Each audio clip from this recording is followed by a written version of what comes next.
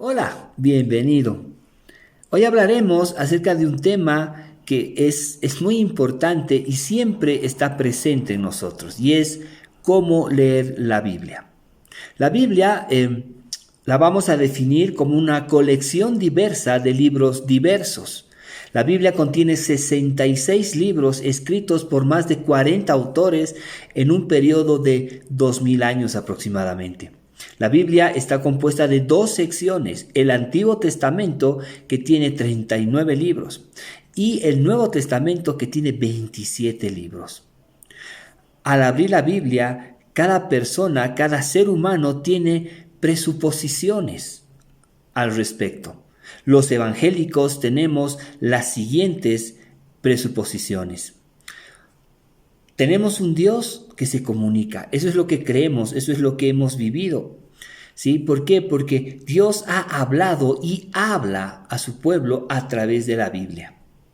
Hebreos 1, del 1 al 2 dice: Dios, habiendo hablado muchas veces y de muchas maneras en otro tiempo a los padres por los profetas, y en estos postreros días nos ha hablado por el Hijo, a quien constituyó heredero de todo y por quien asimismo hizo el universo.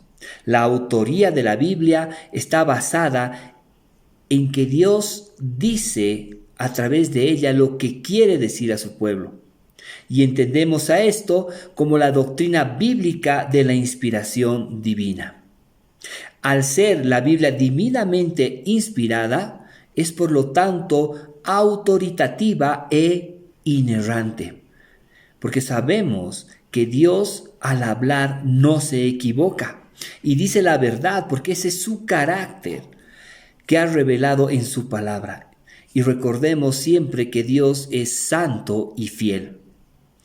Al ser creados a su imagen y semejanza, llevamos ese diseño comunicable en nosotros, igual que Dios. Es decir, que Dios ha creado al hombre con la capacidad de entender lo que Él nos dice.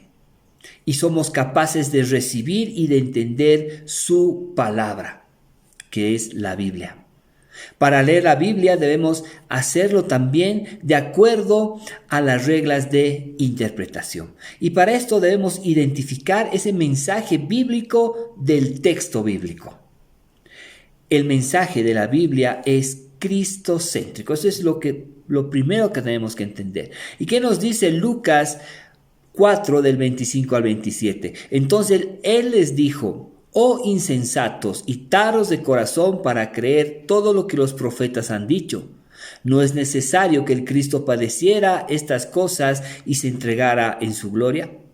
Y comenzando desde Moisés y siguiendo por todos los profetas, les declaraba en todas las escrituras lo que de él decían. Es importante entender esto porque aquí Jesús menciona el Antiguo Testamento, donde Él está presente, donde todos los profetas, empezando de Moisés, y ahí viene todo lo que es el Pentateuco, ¿sí? Hablan de Cristo. La vida en la fe inicia cuando decidimos que Jesús sea el Señor y Salvador en nuestra vida. Y el punto de un comienzo metódico y sano de la lectura bíblica es iniciando en el Evangelio, donde todo inicia conociendo a Jesucristo. La llave hermenéutica de la interpretación para entender la Biblia entera es Jesucristo, ya que Él es la expresión final y más completa de la revelación de Dios acerca de su reino. Jesús es el enfoque y cumplimiento del Antiguo Testamento. También el mensaje de la Biblia, a través de todas sus historias, ahí en todos esos diversos libros que la componen, es la historia unificada de Jesucristo, quien es el que une a toda la Biblia. Y ahora nos preguntamos, ¿cómo leemos la Biblia? Debemos leer la Biblia en su contexto textual, es decir, tomar un pasaje, leerlo en su mismo contexto, en el contexto histórico, en el contexto literario y en el contexto gramatical. También leer la Biblia en su contexto histórico de redención y en ese contexto canónico.